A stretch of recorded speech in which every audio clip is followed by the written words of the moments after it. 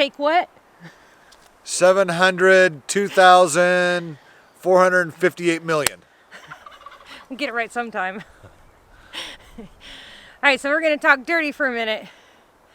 And no, it's not that kind of dirty. Get your minds out of the gutter. Shame on you. Shame, shame, shame. This is not that kind of channel.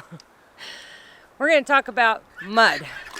I still can't believe how much mud and water is up here, even after experiencing it every spring for the past 4 years, 3 years. We have 5 seasons: spring, summer, fall, winter, and mud. So every spring, Stuart's out here digging ditches, trying to divert water off the areas that we don't want it, especially on the driveway, because mud and driving uphill is not fun at all. Everywhere that you dig in the hillside, because there's so much water coming out of the hill, it's nothing but mud.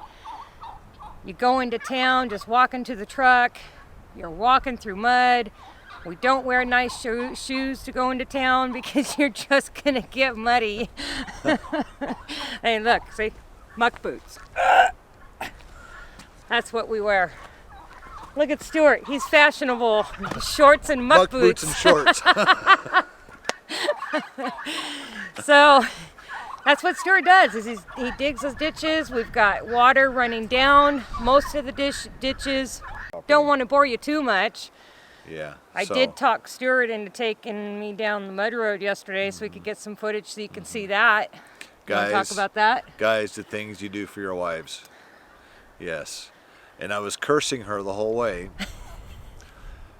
Only because we haven't been on the mud road this year. We had a neighbor fix his part of the mud road, so we've been going the back way into town. And she wanted some video of the mud road to show you guys.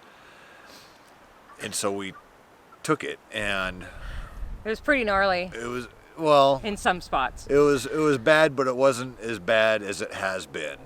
You know, and it was bad for me to the point that we haven't been on the mud road yet this year. So we don't have our lines picked out. Usually you pick out your line of where you drive. Your lane? Your lane and your line, yeah, where you drive, and you kind of stick to it.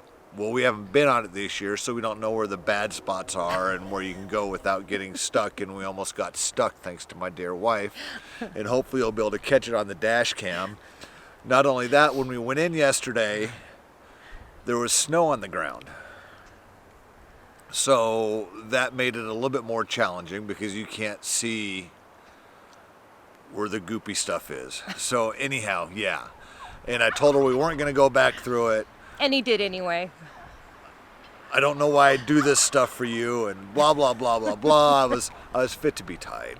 Just because when you haven't been on the mud road this year, or for the season, it's kind of intimidating because you haven't been on it.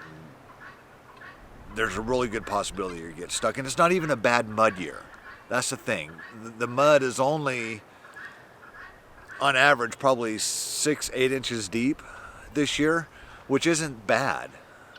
You know, we've been through there where it's been above our differentials on the truck, and you're basically just plowing mud. And we don't got mud towers on the truck, so not yet. That makes it a little bit more interesting to get through. But you do good. Well, we've only got stuck once. Yep. Thank goodness Just for the winch. Once in four mud seasons, we've only been stuck once. There's like 2 times a year where we don't get any visitors. No one wants to come up, and it's winter and mud season. Yep. And starting next month, if anybody wants to come see us, they'll be like, "How's the road? How's the road?" You know, it's just kind of the way it is. No one wants to get on the mud road, and I don't blame them. So, you know, it's kind of funny how not only does weather dictate when we go down the mountain, it dictates when people come up and visit us. Yep. So, I guess for being antisocial, that's good. All right, guys. Don't forget to like and comment what you think about our mud, our muddy mess. Until then, we'll see you on the next one. It's not a muddy mess. It's a mucky mess. Bye, everyone.